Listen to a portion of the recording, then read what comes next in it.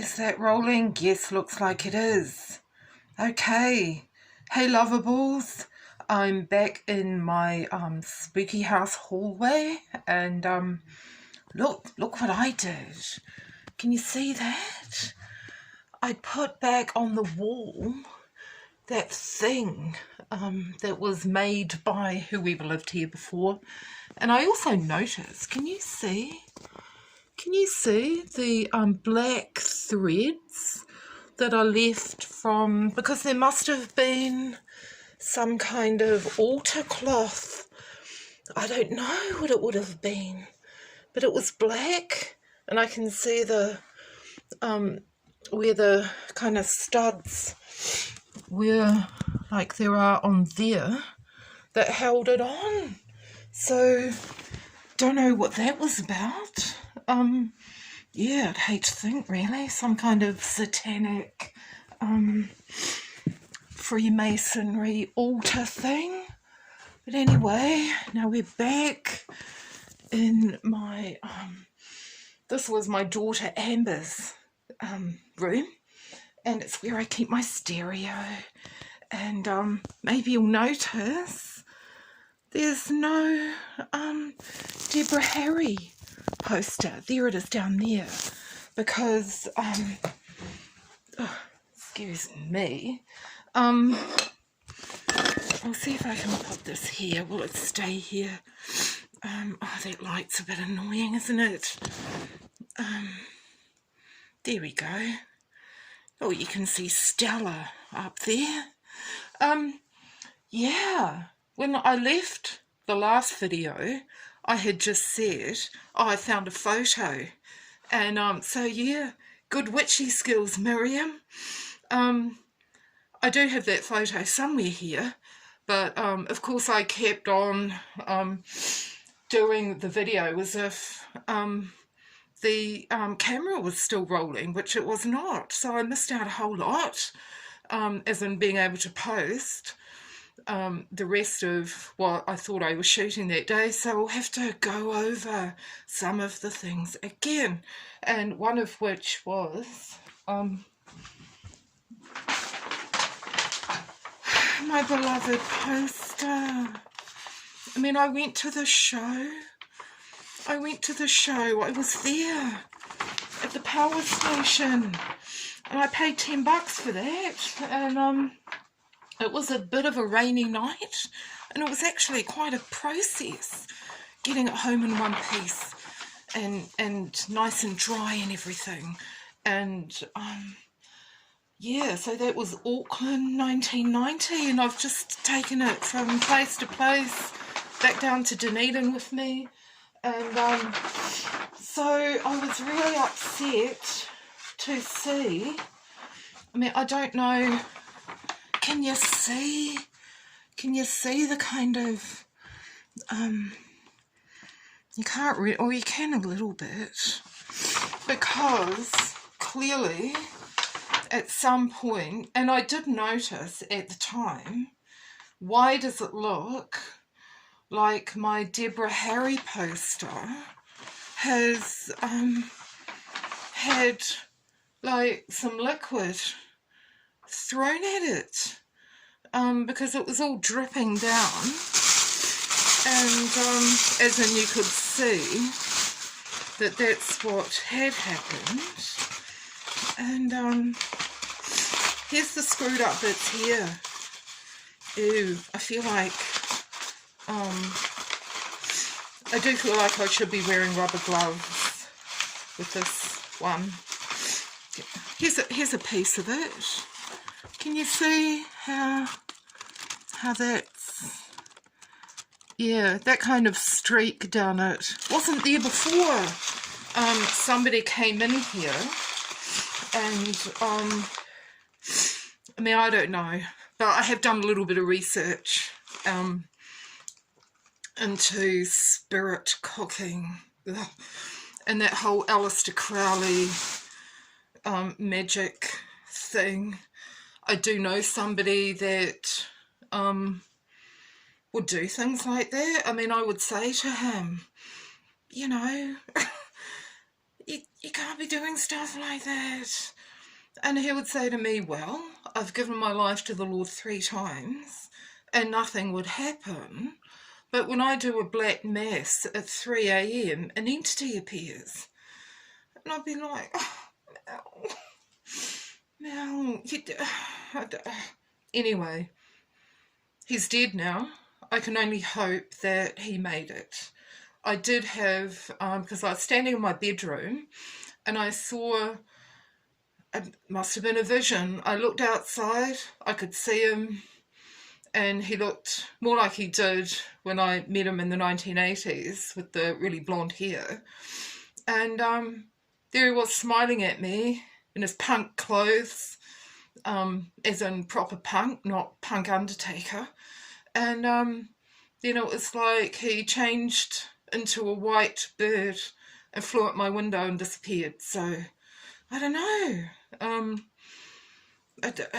I wasn't on anything, as in drug-wise, as in I hadn't been, doing anything like that. So, I don't know. I just, it makes me feel better to trust that, because he did know the truth. He had given his life to the Lord, and I think that's what counts most in the end. And but yeah, it was 2017-ish that he died. So I don't know if it, I don't know. Obviously people have been sneaking into my house and doing stuff, and it certainly looks very much to me like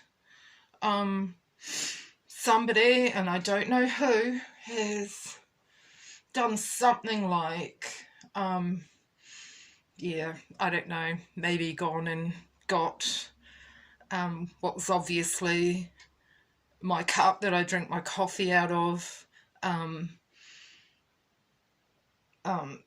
had a wank and came into it, pissed in it as well, and then tossed it up onto my poster of Deborah Harry, which would, it would serve me right, wouldn't it? Imagine having a poster of sexy Debbie Harry just waiting to be violated like that. And it also looks like this old work thing of my daughter's, my other daughter Christine's. Can you see how that's been dipped in some kind of liquid? Ooh.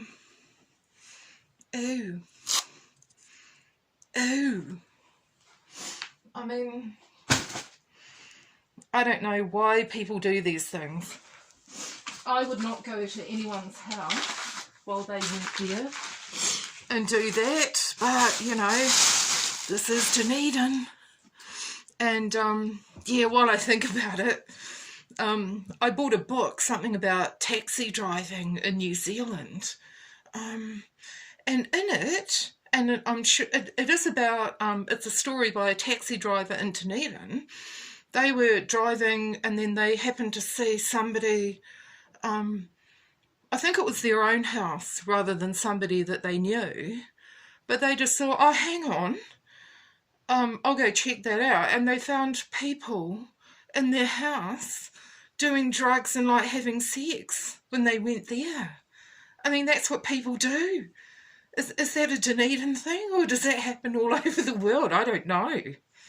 But I've definitely got reason to believe that sort of thing has happened to me, as in while I've been out, and it's really quite disturbing. And oh my God, yeah. I guess something that I feel I really need to say is, because I believe in giving credit where credit is due, and I also believe in like giving honour where it's due too. And I remember, like, in another of one or two of my videos, the spooky cellar ones and the Good Friday ones, I was talking about this old railway sleeper that this person kept going on that I needed to take. I was, Cowrie, mate, you know, railway sleeper, Cowrie. And Cowrie is pretty amazing, New Zealand timber, which is how I ended up having it in my cellar for like 20 years. 20 years, oh my God.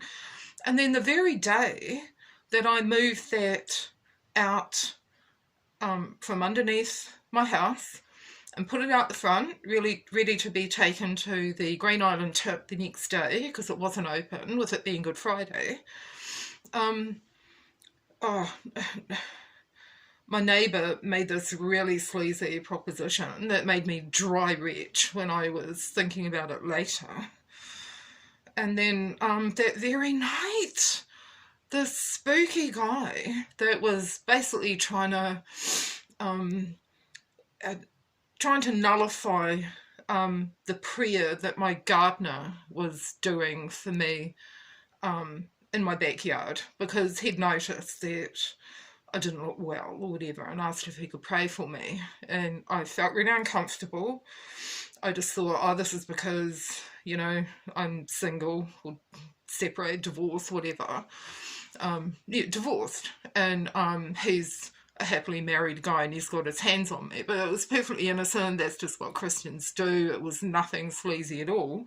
The reason why I felt uncomfortable, as I realised, because I looked up and I just saw these bare hands go back like that, and then the window slammed down, the sash window was open about that much, and I was just like, oh my God. It reminded me of before an America's Cup campaign, when I'd seen on TV The Wizard and a group of school kids behind him. They were standing on a beach, I think, in front of this big rock, and they were all going, "Ooh, Kiwi magic, Kiwi magic." And of course we lost that campaign. So that's what made me think, wow, you know, okay. So not only do all the witches like me isolated, because they do. I've had people come up to me and, yeah, this one, I mean, she just like touched me and I heard her say, isolate. And then she like gave a signal to the person on my left, and they kind of reached out towards me, but I was like, uh-oh, no, you're not completing that spell. So yeah, I know for a fact that they do that sort of thing. So yeah, Good Friday night, that wizard, warlock, hideous person killed himself by falling asleep with a lit cigarette. And so that boarding house just across the back from me went up in flames. So it's like, wow, boys, that faith building. Awesome. And I know that was the preamble to something that I've now forgotten. Oh, that's right. Credit and honour where it's due. And that day that there was some person, I don't know who she was, but I could just tell by her malicious manner that there was something up, because witches like to do these things in pairs. There's one of you, there's two of them, yeah? And so she said to me about, I should go to, by the bridge along not New North Road, that's in Auckland, North Road in Dunedin, and at 1 o'clock. So I went there, and this guy on the radio that I was talking to told me that he did believe that I was cursed, and it's apparently well known that curses happen by a water supply, which would make sense because this Kauri railway sleeper was just down underneath that bridge that I was waiting, or I went at 1 o'clock because, I mean, honestly, curiosity killed the cat. And yeah, no satisfaction there. So I had doubts with what this woman was saying, but I don't know. I'm definitely guilty of giving people the benefit of the doubt when I shouldn't. And yeah, I would have thought, oh well, you know. Anyway, I was waiting across the road, and all these people. It was obviously like the might even have been the inaugural meeting of Dunedin's LGBTQ community, before the Q was added into their acronym. And I do remember there was one woman, because I was I was on the other side of the road looking very awkward, because it was like, okay, oh, really funny. I get the joke now. But there was this woman, one in particular, maybe another one, who came over with her to say to me, oh, you know, come over and join us, you know, like, obviously believing that I looked awkward because I must have wanted to go over and join them, when actually no way. I knew nothing about their meeting. I was only there because this witch hag woman, who I didn't perceive was literally a witch hag woman at the time, and yeah, she'd just told me to be there at 1 o'clock, and yeah, and that was how I ended up, once these other people, the LGBTQ people, dispersed and went and did whatever they were going to do. I don't know, march around the Dunedin Botanic Gardens or something, who knows. But anyway, that was when this other character was going on about the railway sleeper, and he went and got it, and I ended up taking it to my new home, because it was February 2002 when I first came to this spooky haunted house. And yeah, so what I wanted to say is to that woman, because there is at least one, but I'm sorry, you know, you've clearly had a thing for me for like the last 2 decades. It honestly, I wasn't there because I felt any affinity whatsoever with the LGBTQ community. I mean, I respect them as people. They're probably every bit as much of a misfit in this world as what I am, but no. I'm a woman. I know who I am and what I am, and I like men. There is no way I would ever, because I've got it in a bag, and I should be wearing rubber gloves, but I can go and disinfect my hands afterwards.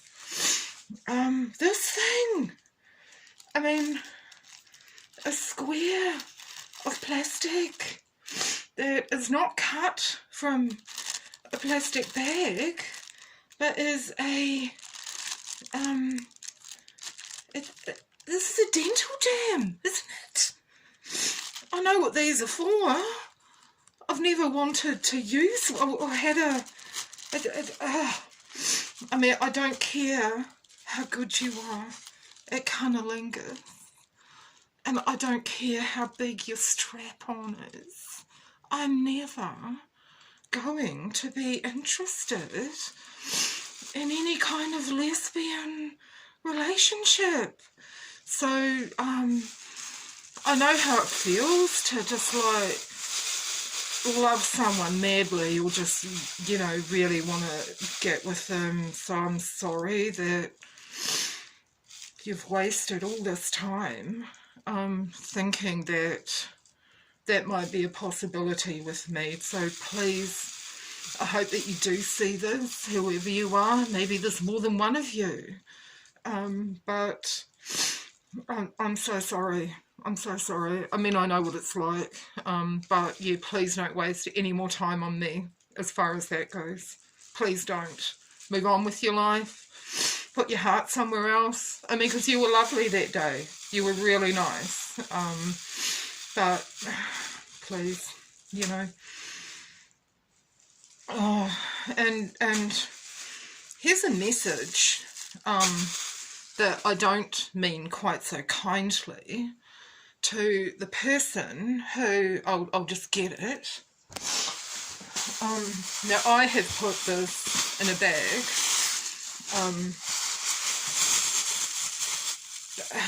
This was just down in my hallway, lying on the bare carpet. And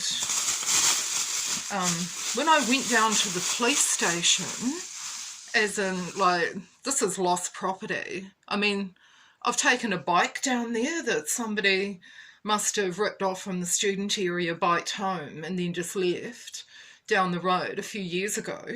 I was able to take that into the lost property, and it was mine after 3 months because no one claimed it. I never did hear what happened to the little iPod shuffle thing that I found by the Oval one day that I also took to the police station to put on their lost property. But the woman behind the desk, when I went there just the other week, refused to take this. Now, I don't know how this ended up lying on my hallway. Look at the label. It's got LPHS, like Logan Park High School, but yeah, it's clearly a D&I. Yeah, did it come from D&I school? Did it come from the Meridian, the uniform place, Arthur Barnett's?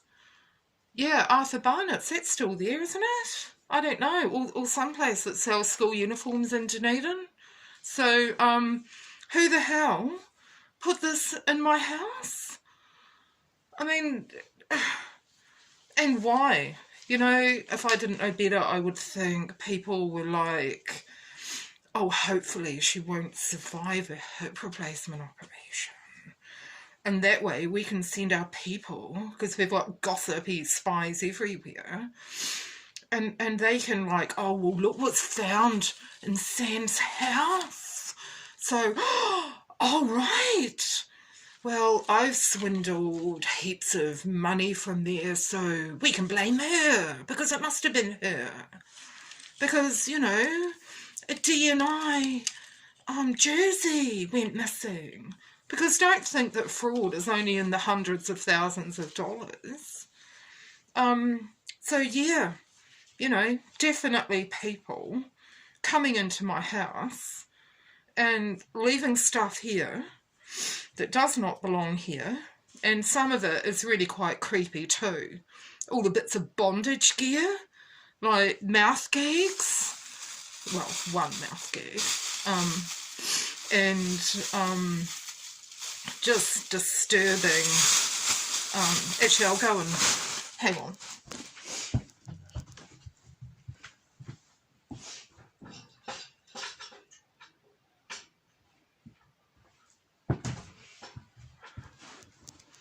Things like this. Things like this. Tiny, tiny little crotchless panties. I mean, how small would you have to be to, I mean, it's just dead creepy.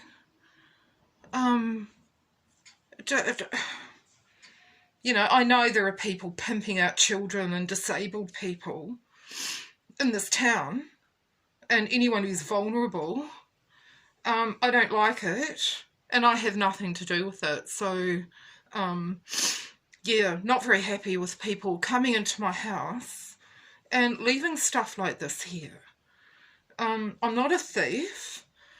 I'm not saying I've never stolen anything, because in my younger days I did stupid things like, oh, if I get myself caught shoplifted, then I'll be able to tell those nice, lovely policemen that I'm in a domestic violence situation of whatever and get help. How dumb was I?